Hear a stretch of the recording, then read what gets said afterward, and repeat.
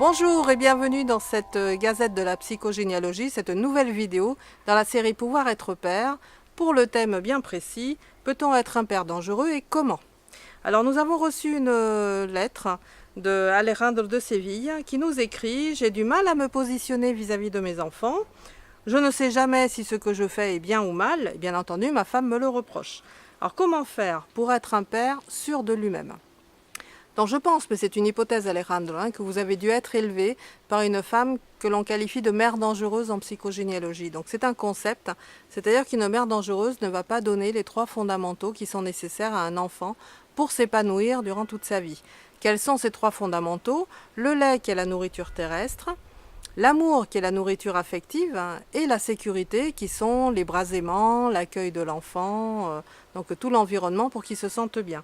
Si à cet enfant il manque un de ces 3 fondamentaux ou 2 de ces 3 fondamentaux, évidemment il va passer sa vie à chercher à compenser ce qui lui manque, ou alors il ne le compensera pas, c'est-à-dire qu'il ne le vivra pas. Donc à son tour il deviendra un père dangereux. Ce qui est peut-être votre cas, je ne sais pas, mais en tout cas ce sont des manques que vous vivez et que, évidemment, qui vous empêchent d'être un père comme il le faudrait. Donc cela, évidemment, peut créer un mimétisme. Si vous élevez vos enfants comme vous-même vous avez été élevé, bien ça va créer une série mimétique et que l'on va qualifier de situation incestuelle. Donc l'inceste, mais sans la sexualité.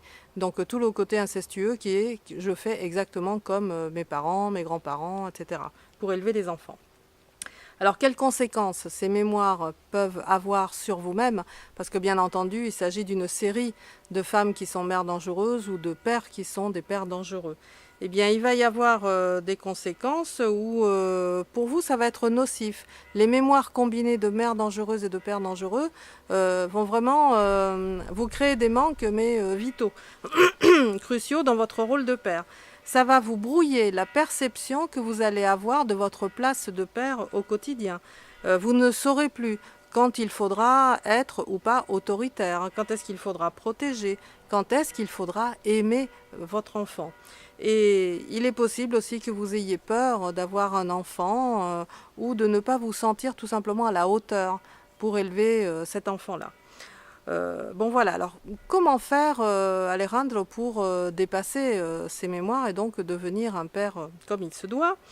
Eh bien la base peut-être tout simplement c'est d'écouter votre enfant, d'accéder à ses souhaits ou en tout cas d'y être attentif, de savoir comment vous allez pouvoir les réaliser. Vous pouvez demander conseil bien entendu à un thérapeute pour savoir un peu comment vous comporter en tant que père, parce qu'évidemment c'est un métier qui s'apprend tous les jours, on va dire. Vous pouvez également vous adresser à un psychogénéalogiste pour défaire les mémoires de mères dangereuses et les mémoires de pères dangereux. Parce que comme cela, vous serez totalement libéré de ces mémoires-là, de ces influences négatives sur vous, et vous deviendrez un homme libéré et dans son rôle de père, et vraiment comme vous l'entendrez. Et bien entendu, il faudrait peut-être aussi admettre une chose pour vous-même, Alejandro, mais je parle aussi à tous les hommes, c'est qu'un père peut se tromper, tout simplement. Ah ben ça libère, ça laisse un peu plus de, de liberté dans son rôle de père. Voilà ce que je peux vous dire. Alejandro, j'espère que je vous ai donné quelques pistes de réflexion, et puis à vous autres, messieurs, également, si vous êtes dans la même situation. Le prochain thème de la vidéo de la Gazette sera « Quelle influence a une mère veuve noire sur son fils dans son rôle de père ?» C'est ce que nous verrons la prochaine fois.